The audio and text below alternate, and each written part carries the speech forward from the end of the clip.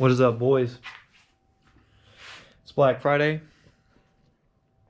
You won't see this video on Black Friday probably, but I hope y'all got a bunch of cool stuff. Got a good deal on shit you need and other shit that you want and don't need but want. Hope y'all found some good deals. It's a cool thing about Black Friday. You want something all year long, you want to save some money, you can just wait until Black Friday. You usually get it for a great deal. As for us, we're gonna do some inserting of shafts into receiving holes today. You know what I'm talking about. Our output shaft sleeve finally came in. It's got a little O-ring right inside this lip here. So basically what this does is slides over the O-ring is very tight. But it's basically like a condom for your yoke. Slides on there, and then that goes inside transmission on the output shaft, and somehow through way of sorcery and who knows how, that supposedly seals fluid from coming out, and that's supposed to be the proper fix to fluid coming out of the center hole in the yoke. So we're going to keep this one short and sweet. We're going to get down there and figure out if I should put... it's so tight. I should probably put it on the slip yoke first. And then throw it in the transmission. We're going to slide it in and make sure it seems good and fits and something's not weird and like it's not supposed to be there. And put that in. We'll bolt it up. So let's get that stuff done, and that right there will wrap up the bottom of the truck. Because when we were under it the other day, moving the engine and transmission back, I looked over everything. Our shocks are in the correct spot. I double checked our flip kit. We had everything right. Everything's nice and tight. All our hardware is good. Our fuel neck, filler neck is bolted in. It's good to go. That's pretty much it for the back. And then looked under here. There wasn't much going on under here. All our fuel lines are still neatly secured to the frame rail. So once I get that welded up and get the drive shaft back in, I don't see any other work to be done on the bottom of the truck. Other than, oh, and that'll also let us set it down and make sure we knock the fender lips, these little lips in here, in enough. I'm pretty sure we did because I let it down and kind of checked it and it seemed okay. So, and then now we've got the shock extenders and new shocks too, so we can set it down and kind of see how much better that made it. But yeah, not a lot getting done today, but some important stuff getting done. This right here will get us finished up with the bottom of the truck. It'll get us back off of jack stands. And then I need to get a new grease gun because this one quit working. And before we go to alignment, I need to grease, or I might just let the alignment guys do it. Probably will let the alignment guys do it. Probably. But anyways, yeah, we can take it off of jack stands then, and then set it down, see what it looks like. Try to turn the wheel a little bit, make sure the front wheels don't hit. And then we're going to wrap this video up there, try to keep it a little short and sweet. And then later this week, you guys will see, we ended up running out of time the other night on getting the radiator bracket made, getting them trimmed up here, and then getting the coolant tank mounted.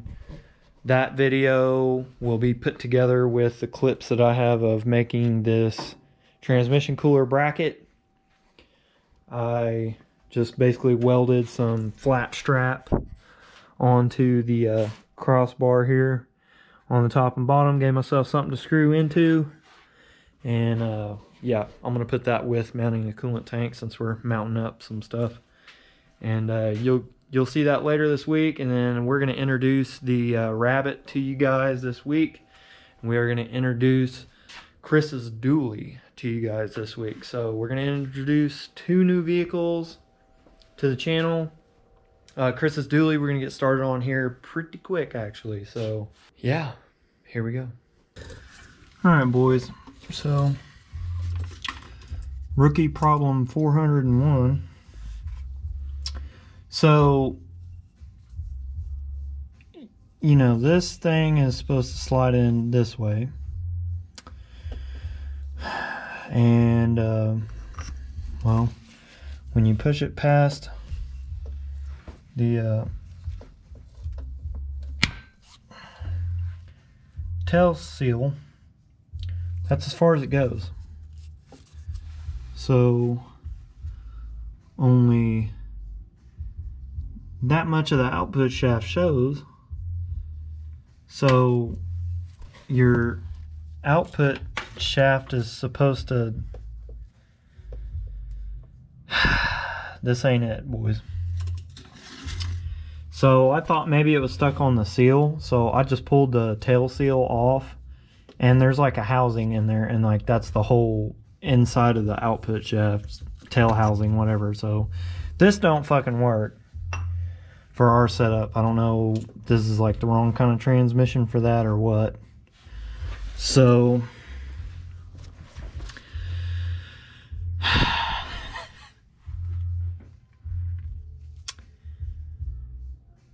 that was supposed to work. That, I mean, I guess that's for if you have the really short tail housing and a bunch of your output shaft sticks out.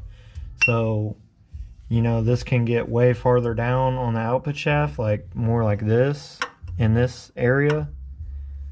That way there's still a bunch of output shaft for the yoke to slip onto. Dude, I don't know. I'm about tired of this shit, boys. I'm really like, I'm running out of patience.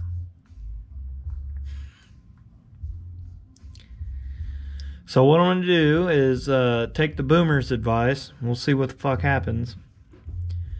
And we're going to take that that little hole in the center of the yoke, and I'm going to jam some RTV down in that bitch and seal it up so that fluid can't leak out of it. And I guess we'll send it from there. I also think that we have the motor and transmission moved a little bit once we set it down, and it's actually a little bit farther back now. So there's like a 1/4 inch of play from bottoming it out and having it in the rear end on the drive shaft. So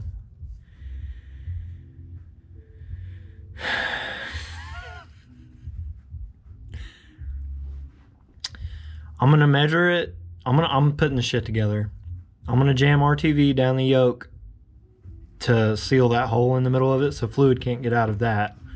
And then I'm gonna put it on here, and I'm gonna bolt the drive shaft up, and then we're gonna take this thing off the jack stands and set the truck down, because that's gonna make the rear end go up. And we'll see if that either gives us more slack or less slack, because we know that's full droop. So I think the drive shaft goes farther in the transmission at droop than it does when it's all the way compressed. So theoretically, I think that if we're tight now and then we let it down and the rear end comes up closer to the body, that'll give us more slack in the slip yoke here. That's the logic. That's what makes sense to me. So we're going to do that, and I'm going to measure it now, and then we're going to take it off the jack stands and set it down and see how much it moves and measure it then. And if we gain space, so like the drive shaft comes out a little bit when it's down, we're good to go. But if it is worse, then it's going to bottom out in the case, and that's not what we want. So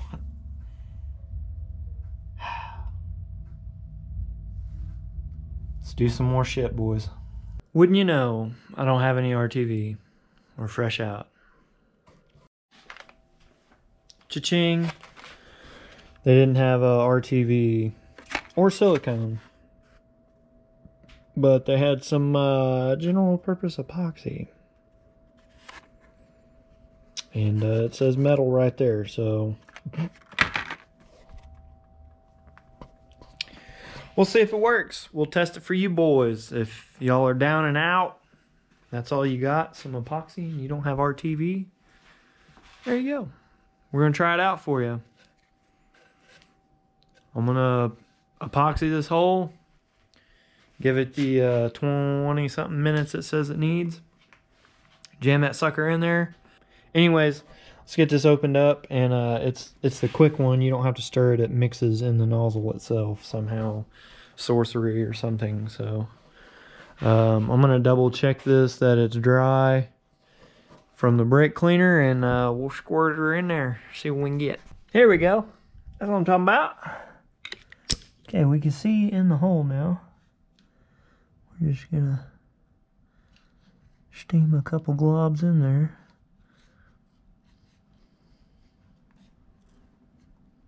I'm gonna try to make sure it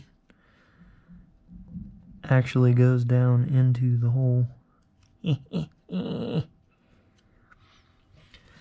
Make sure the epoxy doesn't get on the U-joint caps in any way. And yeah, I think that's about all we gotta do there. If this doesn't fix our problem, chances are we're gonna need another yoke. And in which case we'll just replace the yoke, since we gotta replace every damn thing else on this truck. We'll just get a new yoke, won't we? Try to make sure the shit don't get everywhere that it don't need to be. I think that's the best I can do with what we got. Doesn't look like it's really sinking into the hole. This stuff's actually like pretty, it's hardening already, so it's not very fluid. Just enough to kind of seep in a little bit, and that'd be it. So I think we're gonna leave that be. And since this was $1 and it's pretty much shot, we're gonna chunk it. Rest in peace. I'm gonna give that a minute. It's kind of cool out here. It's probably like mid 50s, low 50s inside this garage, so should cure. Alright, so we're gonna walk away from this for about 15-20 minutes. Come back out here, and I'm gonna take probably this thing right here. We're gonna see if it's set up enough for me to put it in the transmission. And then we'll put another 4 quarts of transmission fluid in it and see if we come out to a puddle. Alright, boys. We are in there. Tightened it up. Both sides is good. Threads are really dirty, but we made that happen. Alright, and then once we got her bolted in, that's where we sit.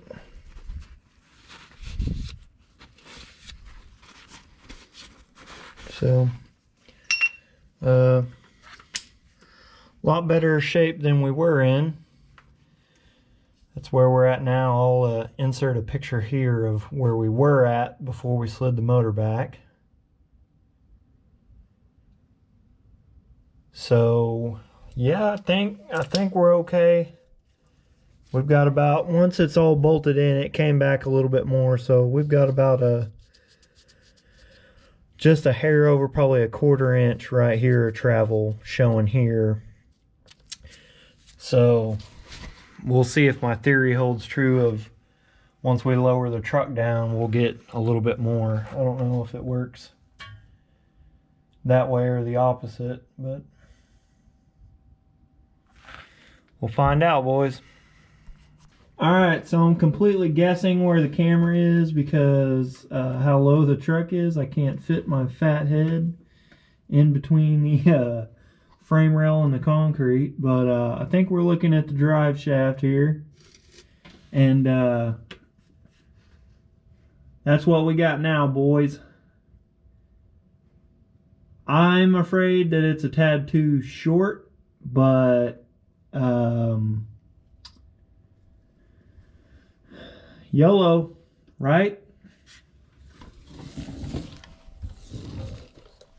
We're down there now, boys. It's getting harder for me to get up every time. Getting old. Look at this mean bitch, though. Motherfucking snack. Look at that. Down in there. And I tried jumping on it. I don't have the bed completely bolted down, so the bed's kind of like flopping, so it's not a true measurement. But these shocks are stiffer. You can see the truck like comes right back up.